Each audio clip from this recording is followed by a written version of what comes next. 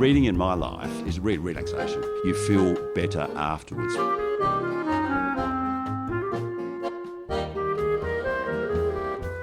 Hello and welcome to Sundoku, the podcast for people who believe books are the very best kind of clutter.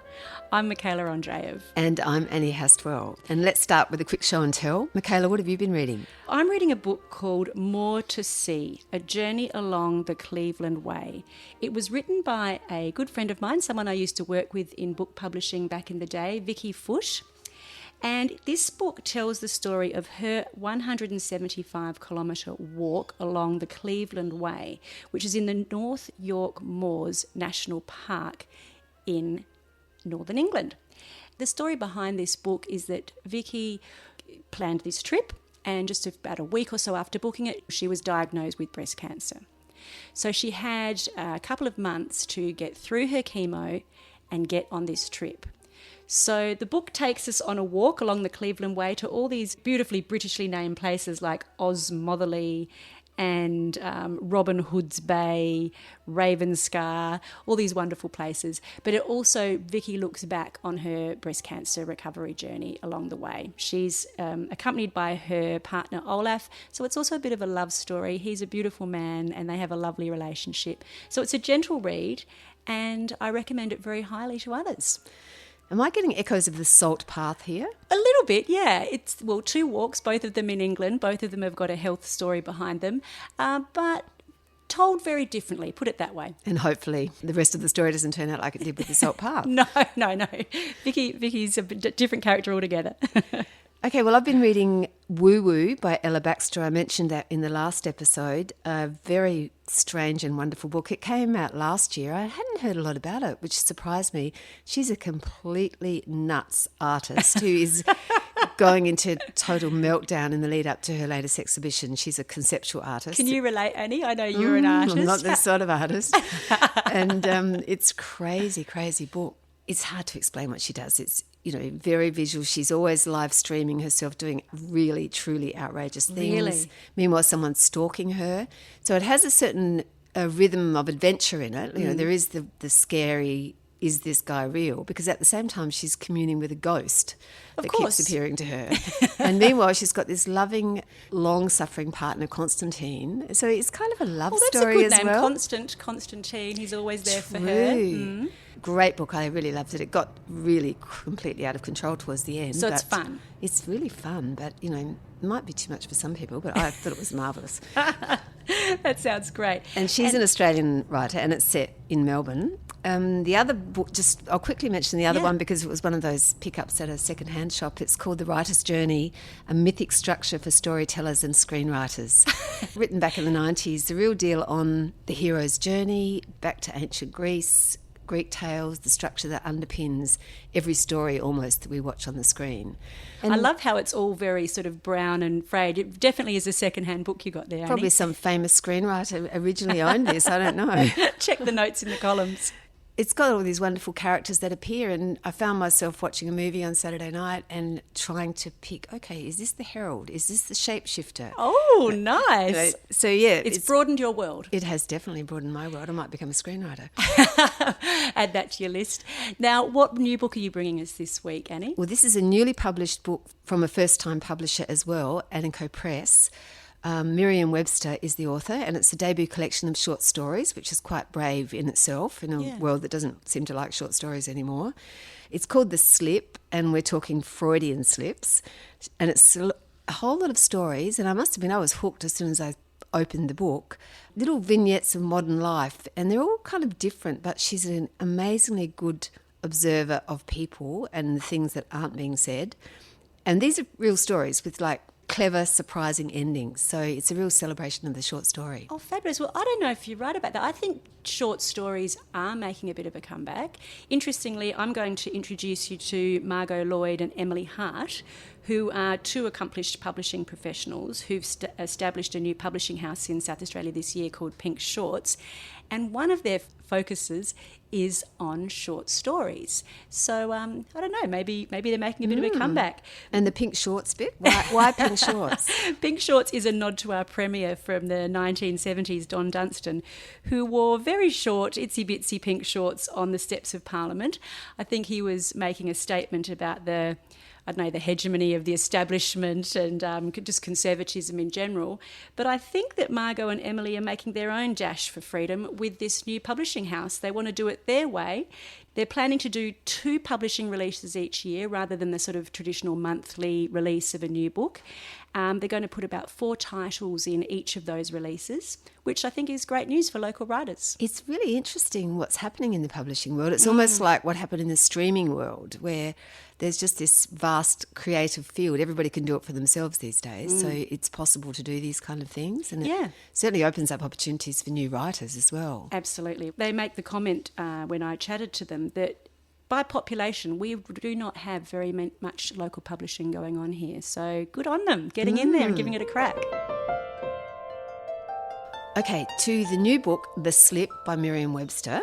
Now, these stories are very, very different. I'm just going to quickly read a bit of the back just to give you an idea of the different ones. Stories: a marriage drifting out with the tide, a family collapsing like a wave, a young woman's affair that dissolves as quickly as it ignites. And one that I particularly liked, a washed-up playwright faces his demons. They're very, very different, and as I said before, they're short stories. And the first question I asked Miriam Webster was, why short stories? I love short stories because they're more about what you leave out than what you put in. And so there's a lot to work with in terms of gaps and silences. And you can sort of be a little bit more poetic in a way because there's not as much exposition to do. So it's all kind of affect and mood. And so one of the things I'm fascinated by as a writer is sort of like structures of, I guess, unconscious desire. And so I think the short story form is perfect for that because it's all about what you've left out, and there's a lot of like active reading involved. And so I think that's why short stories. I mean, I love novels too, but there's a certain relationship you're inviting the reader to participate in with the short story where they're participating almost as much as the writer in like the creation of meaning. And would you say it's like a little work of art? In a way, there's more work in a short story than in a full-length novel. I mean, it's definitely, I like that you said it like a work of art, and it immediately made me think of a painting because I think the short story is a very kind of like pictorial form or like an image-laden form. It's sort of, there aren't as many words to work with, so the visual aspect has to be like quite sort of striking and precise. I'm just going to run through a few of these stories because they are so different. That's what fascinated me. I felt like I was faced with a box of chocolates with all different fillings in them, and each one just drew me in. There's one about a couple whose relationship is, you can feel everything's not quite right, visited by a woman that obviously had a part in their lives previously, an old flame. There's one about a washed-up playwright who doesn't get the Me Too times, which is a wonderful little a drawing of a character, I felt. There's what I think I have to say my favourite one in terms of being a really good old-fashioned short story was The One Night Stand, where an older woman meets a handsome young man and it all seems to be going well, but things take quite a weird turn. They're so different, and I'm just wondering where you get your inspiration from. Is it people watching?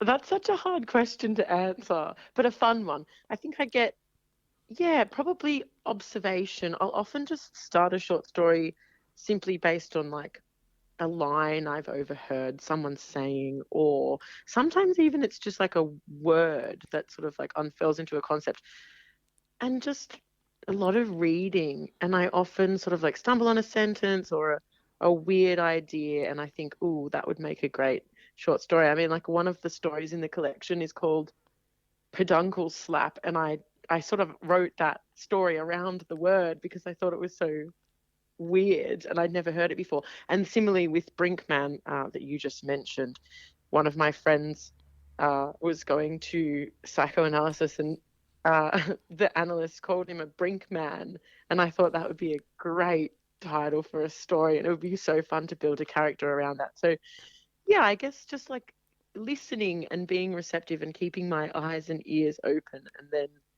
being curious and kind of following unexpected paths that crop up. That's how I get it, yeah. And what about the first story? always important to decide which story to put first, I imagine, in a book of short stories. It's called Glimmer, and it seems to begin with just the idea of looking at sea foam, that dirty bit of sea foam on the edge of the waves. Tell me about that story. Well, I sort of always, that was genuinely the first story I ever wrote. And so I sort of had this idea that it was always going to be the first one in the collection. And I think it's sort of like an origin story. You know, the narrator she's sort of figuring out what's going to make her into a writer.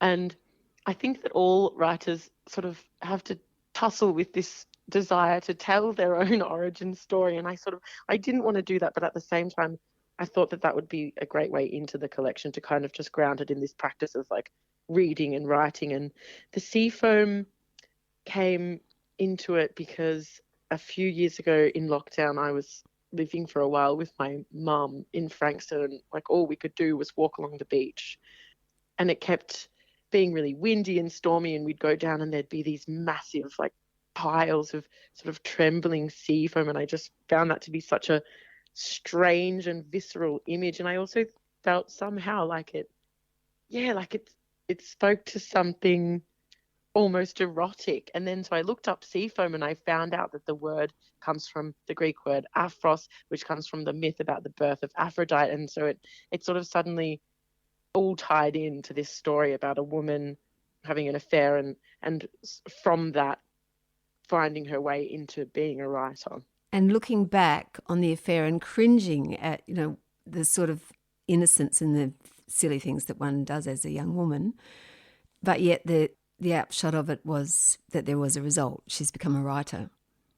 Yeah, that's interesting too that you say that, because that was one of the, like, even though I always knew that it was going to go in the collection, it was going to be the first story, I did have to battle with my own feelings of cringe about the story and about being, you know, obviously aspects of it are based on my own experience, and I had to wrestle with this feeling of being young and stupid, and then like coming to terms with that being okay to put in the book and to have as a kind of, you know, as a record of an earlier time. And it must be quite cathartic, but at the same time, does it worry you who might read these stories? People from your past?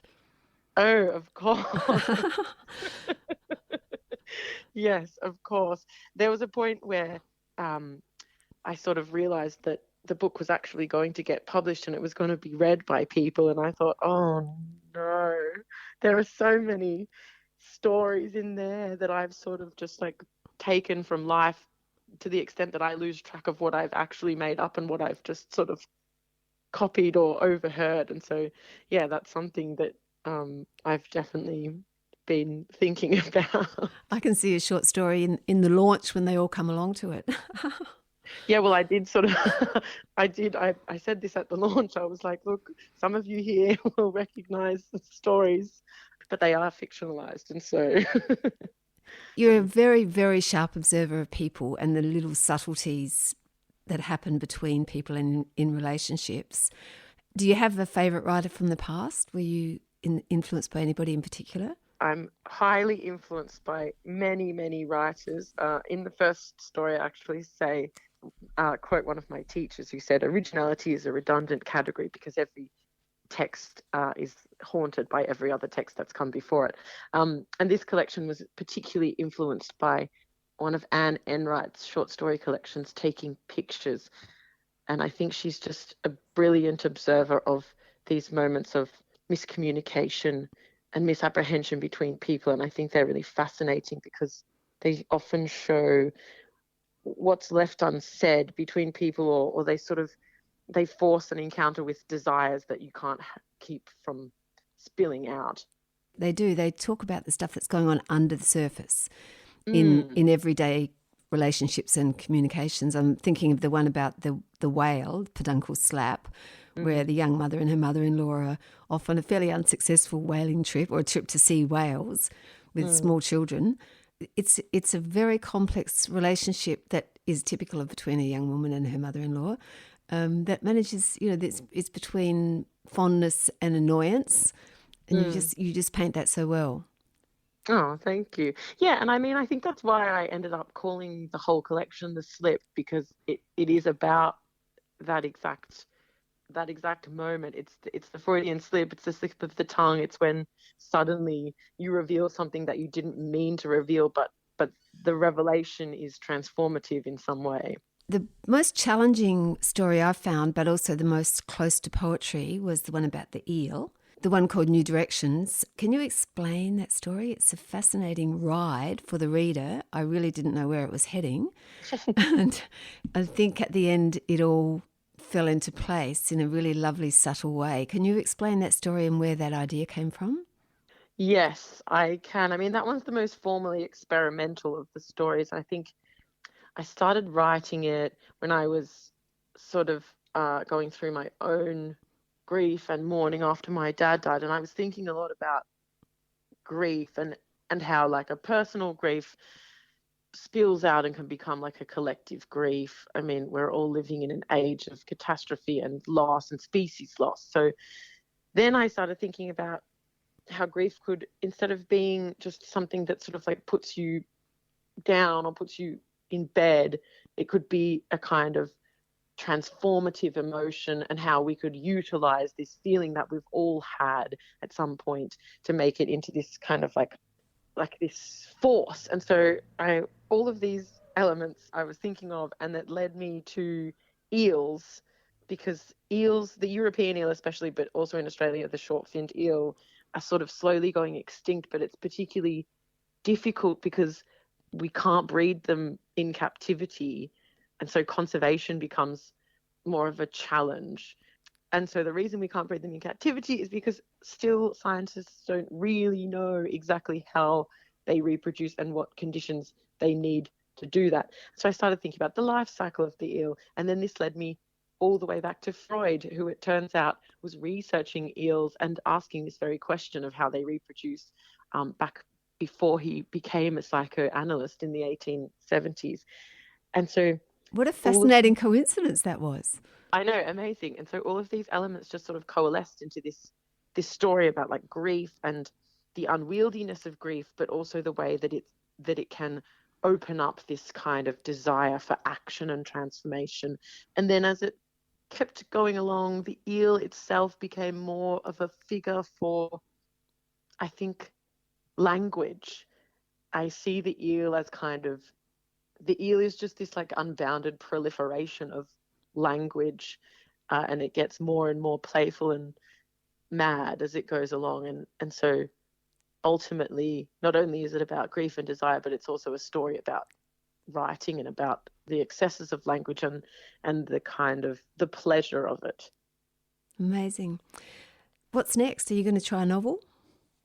Yes, actually. I mean, well, it always happens this way, doesn't it? I think so. When it rains, it pours. And so I've got about 1 million creative projects on the go. But yes, so I'm working on a novel, and I'm also working on another short story collection.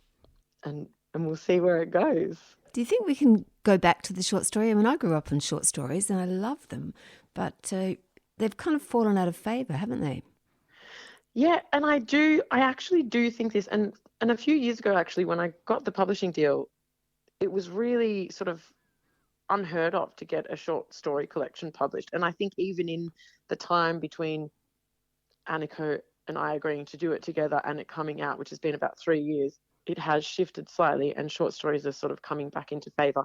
And I wonder if that's because people are more pressed for time and there are more distractions, and short stories do kind of work in our current cultural moment because they don't demand as much attention, or they can kind of be consumed as discrete units rather than having to sit down and really commit to a long book. So yeah, I hope short stories come back in because it's such a brilliant form, and it's so, there's so much experimentation you can do in a short story. And it's selling them short to just put them in the era of the short attention span, really, isn't it? Because the short story stays with you.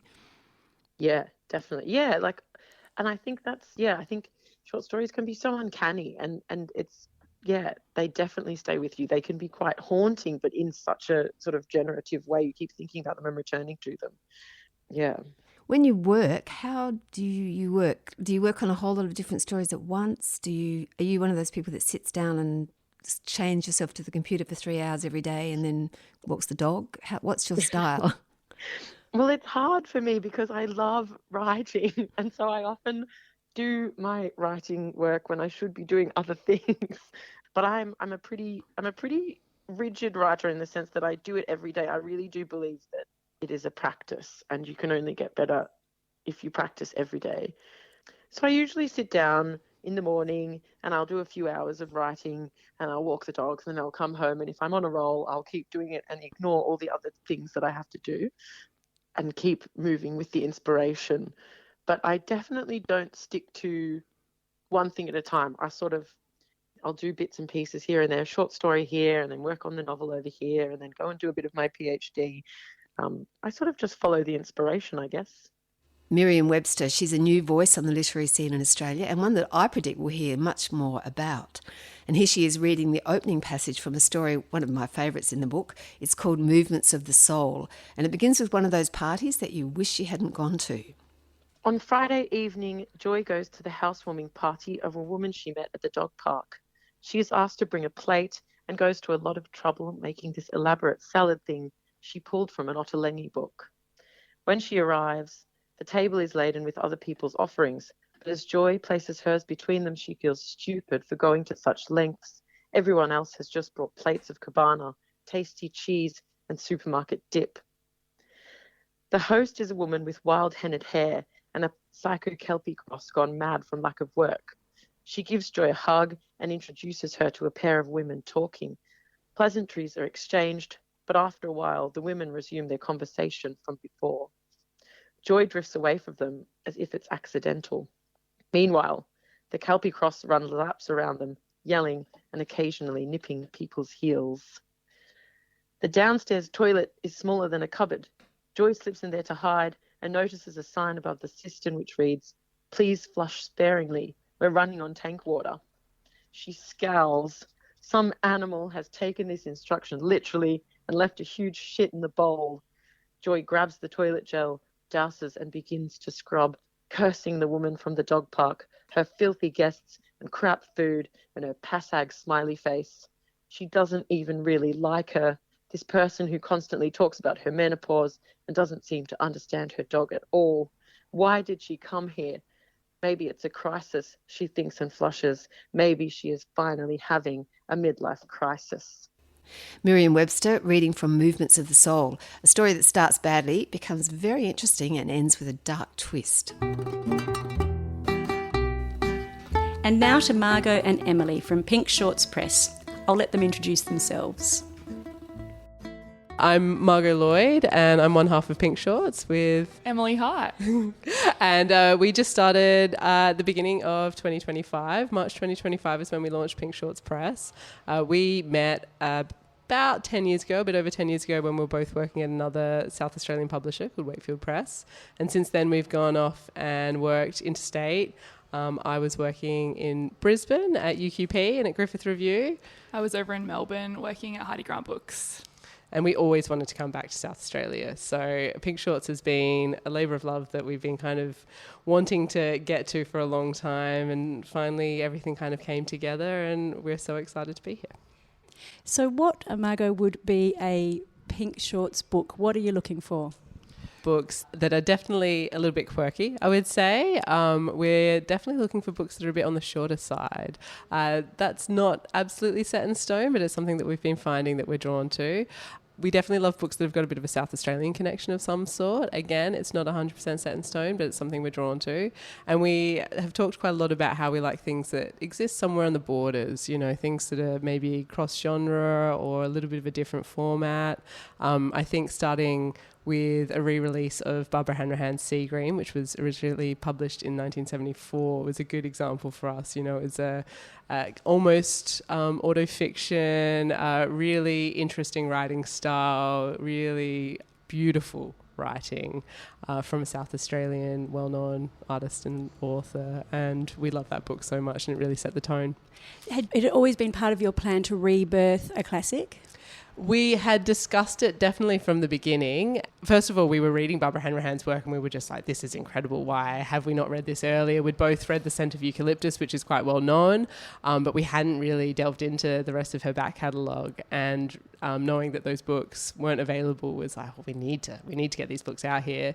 And we loved the idea of starting with a re-release because it meant that we could launch the business and kind of do all the publicity that's associated with that and have a book to show what we were interested in without overshadowing, for lack of a better word, an author who might be a debut or something like that. Yeah. So our debut authors actually we're starting with in August. So we've got 2 South Australian authors whose work we're debuting in August, and we've also got another Barbara Hanrahan book called Annie Magdalene. So for people that don't know, sell them Barbara Hanrahan. Why is she so great?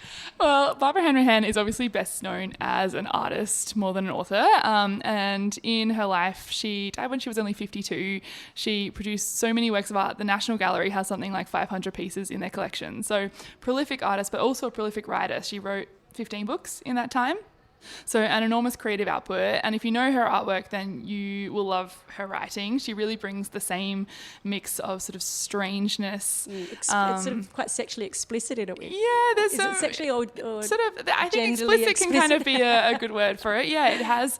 I think almost a grossness about it. It's sort of very bodily is a word that we've definitely used for her writing, in the way that it sort of looks at women's experiences, and it has this beauty to it, but also that real strangeness. Yeah. Now you don't just publish books, do you? You also have a newsletter that I've been thoroughly enjoying. What's the purpose of a newsletter? What are you putting in there, and what do you give and what do you receive with your newsletter? As we talked a lot when we set up the business about how we would promote it, and social media is not our favourite thing, and if anything, what we were trying to do was get people off screens and reading books and reading things that are more long form. We were both big fans of a couple of Substacks that were talking about the publishing industry. One out of the US called Notes from a Small Press by a publisher called Anne Truebreck. We really loved how she kind of let people into her everyday experience of publishing, and didn't know if anyone was doing something similar in Australia, so we wanted to do something that was a bit more storytelling driven. And we have also reluctantly started an Instagram. Well, I receive your newsletter and I really enjoy it because it's positive and it gives me not too much, but enough just to let me go and dip into a few new places. It reminds me of a newsletter that I also like subscribing to, which is by an author. Local is Lovely was her book. She's from Bathurst. No, she's from Orange. Anyway, her newsletter is 5 things to be happy about. So she has a business not similar to yours in that she is training people with cooking and home crafts. She's written cookbooks. Local is Lovely was one of those.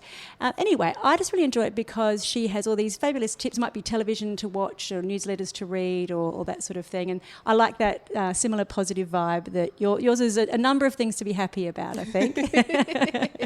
I mean, we really liked the idea of being able to invite people into the business. One of the things that we really wanted to do when we set up Pink Shorts Press was to make publishing more transparent because it's such an opaque industry and a lot of people are interested in it but maybe don't know the details of it.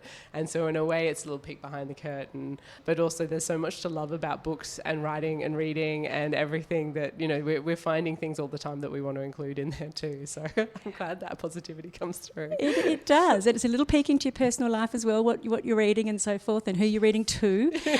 So it's great. Now you don't just publish books and you don't just do a newsletter, you also one more. You also do courses. Could you tell us what the courses are about, how people can get involved? Yeah, absolutely. So we run what we call word shops because we like bad puns. They're 3-hour workshops that cover all things writing and editing related, including things like brand voice.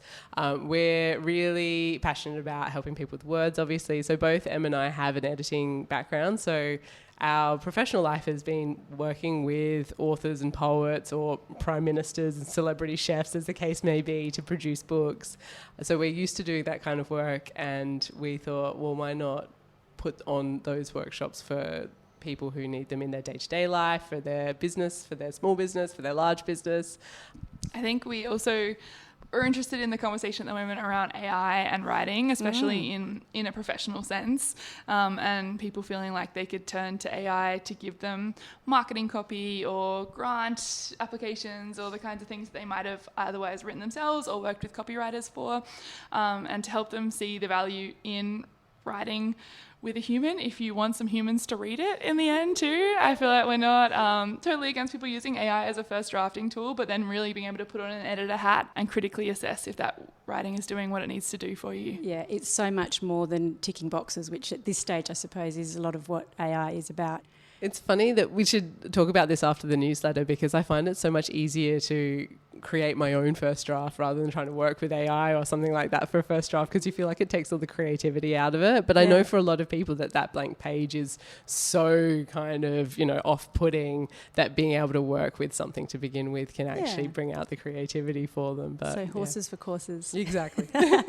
In an earlier life I worked in book publishing as well, and I think the thing that it taught me is you need to have the heart of an artist but the head of an accountant.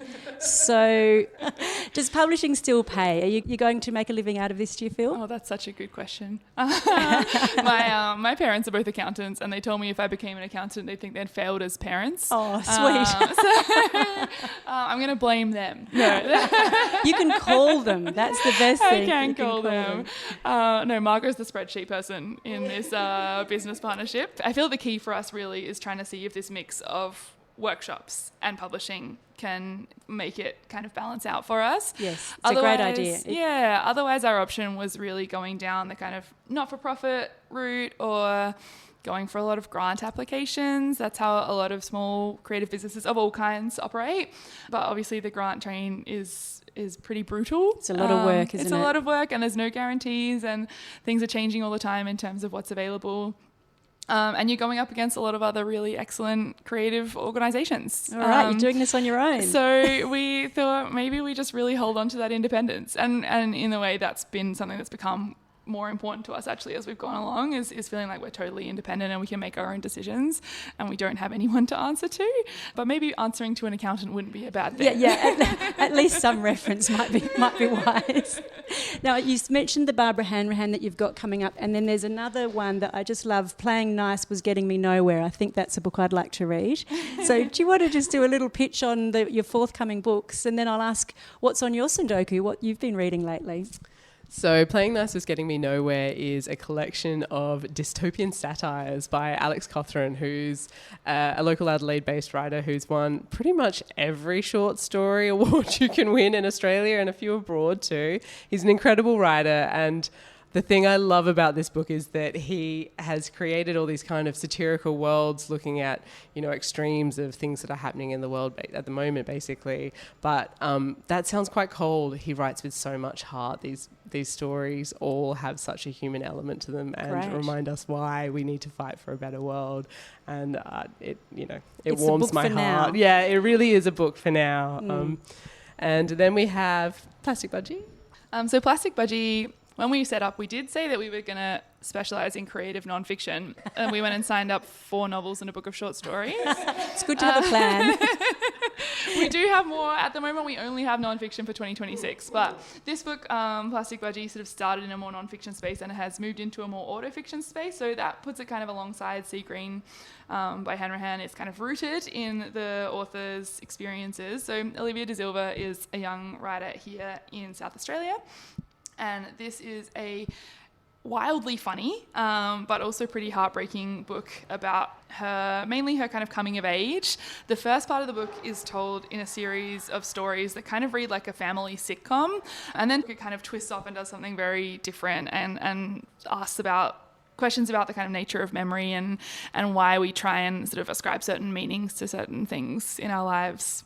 Great. Okay, they both sound fabulous. And then we've got Sea Green by Barbara Hanrahan and Annie Magdalene. Okay, what's this one about? Annie Magdalene is a beautiful book. It was written 10 years after Sea Green, and it really, in a way, the two books show so much of the range of Barbara Hanrahan, because Annie Magdalene is a very quiet book. It's about the life of a woman who lived in Adelaide in kind of the 20th century, and she has her friends, she has her job, she has her garden, and she isn't interested in finding a man or having, a marriage or children or anything like that. And in a way, it's this quietly feminist, subversive. Love it. It's fantastic. And written with Barbara's incredible writing style. We think a lot of people are going to love this one. Yeah. From what I know of Barbara's background, she grew up with her mother and her grandmother and her great aunt, who had Downs. Yeah, just this strong group of women. And I think her great aunt was a very strong character in her life. Yeah, and, Reese. Reese, yeah. And so it sounds as if that Annie Magdalene might be a little bit of a amalgamation of them all. Who knows? It really does feel like it, that she's drawn on all of those characters, and that, there is this strong feminine energy in her life and in her writing, and definitely in her art as well. And it really comes through in Annie Magdalene. There's a power to this book that is beautiful. Beautiful is the word. They're all gorgeous. They're 4 beautiful covers, and your passion is just as beautiful. It's great to see 2 people so evidently happy working together, creating great things. How I often finish these interviews is just to ask what is on your Sundoku. So what are you reading at the moment? I actually had a really good weekend. It was my birthday weekend, and I treated myself by finishing all the books I'd started in the last few months and hadn't finished. That is so cool. Yeah, and so I read cover to cover a beautiful baking book called The Baker's Book that a friend of mine, Ruby Goss, edited, and it is just stunning, and the way she's brought all these kind of independent bakers to life is so wonderful, and lots of things on my to-cook list. I finished an amazing proof copy that you got at the Book People conference recently in Brisbane of Evelyn Aralewin's next poetry book, which is just unbelievable. I finished the 2nd edition of Splinter magazine out of South Australia, and I got very close to finishing but haven't yet finished The Parisian, which is a book about a man who leaves Palestine to go to France to study medicine and kind of comes back and follows a whole bunch of different kind of political twists and turns as well as his personal life. That's a great birthday. Yeah, that's it really good. Was there cake as well? There was cake at every meal. Oh, perfect. Can you top that, Margot? Not at all. I spent the weekend sick at home with my 11-month-old. Oh, it's a tale of 2 cities with you two. Yeah, we were talking about before our energy. One of us is up, the other one is down. We always even each other out. That seems like an extreme version of that. Okay, so you're just reading board books. I've been reading a lot of board books. We had a long conversation about when to introduce Roald Dahl on the weekend. Lots of discussions about how we feel about the illustration style of Quentin Blake. These are beautiful conversations to be having with one's life partner.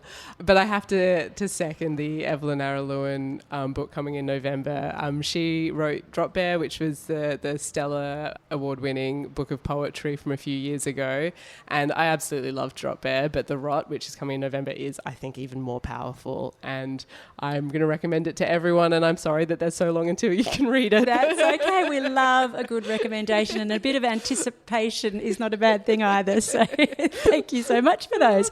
And thank you for having me here. You've got a beautiful space here in Adelaide Arcade. If people want to get in touch about your courses, your newsletter, or to publish a book maybe, how can they do that? They should go to our website at pinkshortspress.com.au and they'll find all the information they need there. But also we are in Adelaide Arcade on the first floor. There's a little creative community up here, and if you're passing by, you should come and have a look. Oh, well, power to you both. You two are just obviously a power and just such a good team. So wishing you all the success in the world. Thank you so much for having us.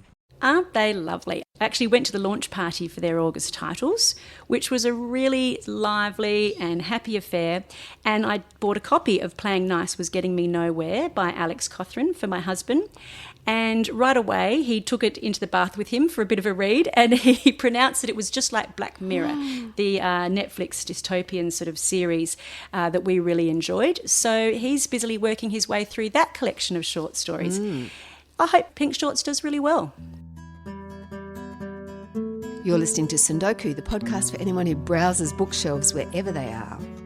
I'm Max and I am 9.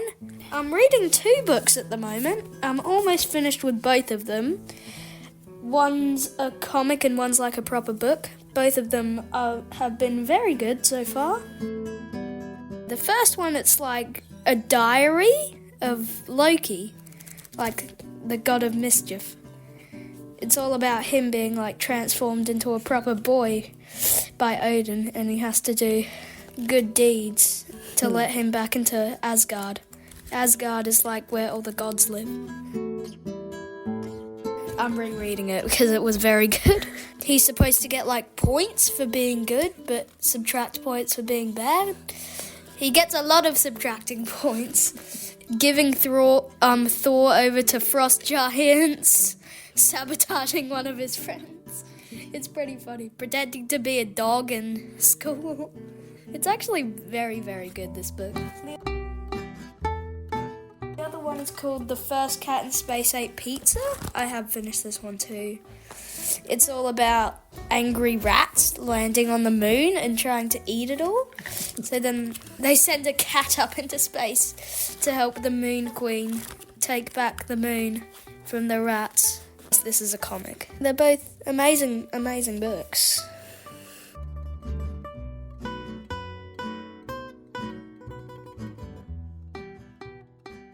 I reckon like whole stories and graphic novels are usually my jam. I like crime stories, I like history stories. Yeah, I like a lot of books. Sherlock Bones, yep. That's one of my favourite series ever.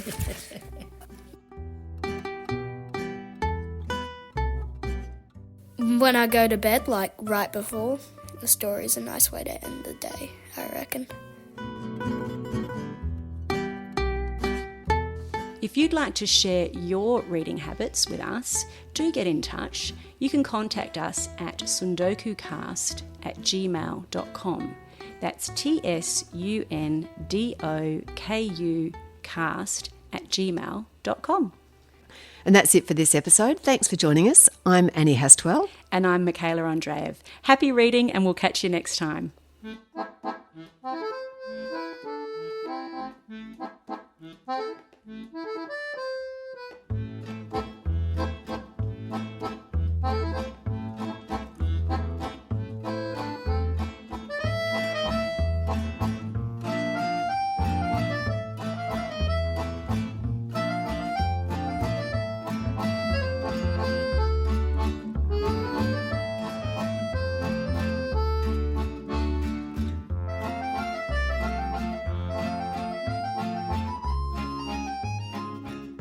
This podcast is produced by 4 book addicts who are refusing treatment. Annie Hastwell. Kath Keneally. Sarah Martin.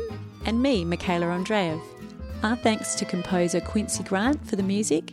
And if you want to know more about the books, the authors, or the music featured in this episode, check out the show notes. You can find us on Facebook and Instagram at sundokucast.